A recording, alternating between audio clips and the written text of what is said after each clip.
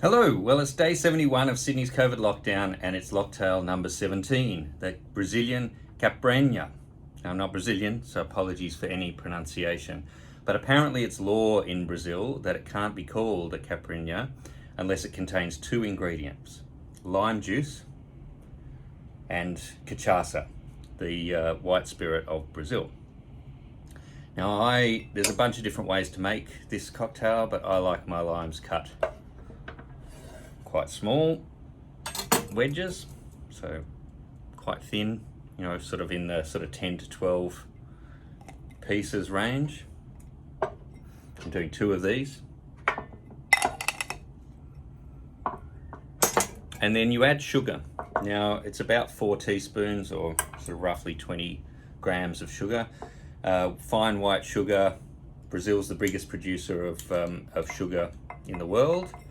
But I quite like, and this is to personal flavour as well, I guess, I quite like the flavour that brown sugar gives to this cocktail.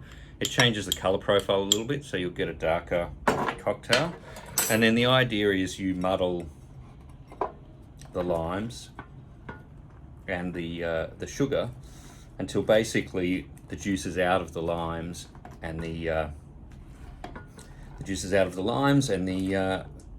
sugar is mostly dissolved. Now this can take a little while, so I'm not going to do both of them for the video. I'll do the other one after I bring it to an end.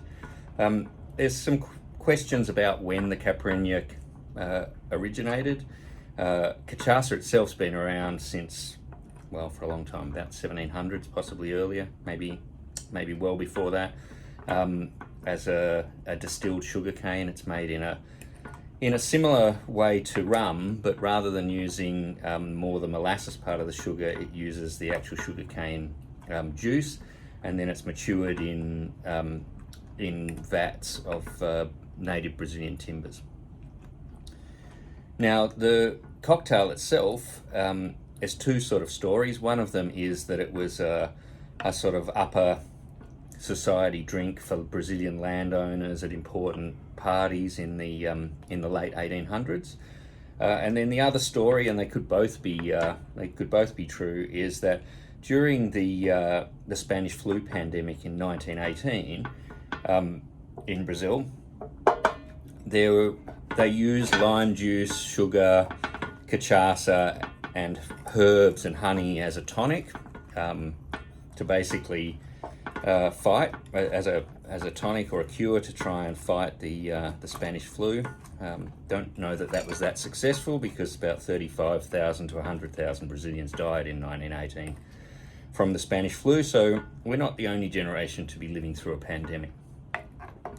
And if that's the case, sometime after 1918, they just dropped the honey and dropped the herbs, and what was left was the Caipirinha cocktail, which is pretty much the national cocktail of Brazil. Now, because I've been talking so much, I have muddled both of those. And then what you do, it's quite a simple making the glass cocktail, which is great, especially after the Ramos Gin Fizz that we did last, which was a much more complicated cocktail. You basically fill the glass with ice, so I've got some crushed ice here. Proof, if ever you need it, that crushed ice doesn't actually fill a glass when you can get your cachaça and pour 60 mils. And I guess the thing about a crushed ice cocktail like this, done like this is the one time you probably don't get a measuring glass out. It's roughly 60 mils. It's really to the size and shape of the glass that you have. So if you use too large a glass, you're going to get a very heady cocktail. And then sometimes you'll find these drinks mixed with local fruit. This is sort of the purer Caipirinha, and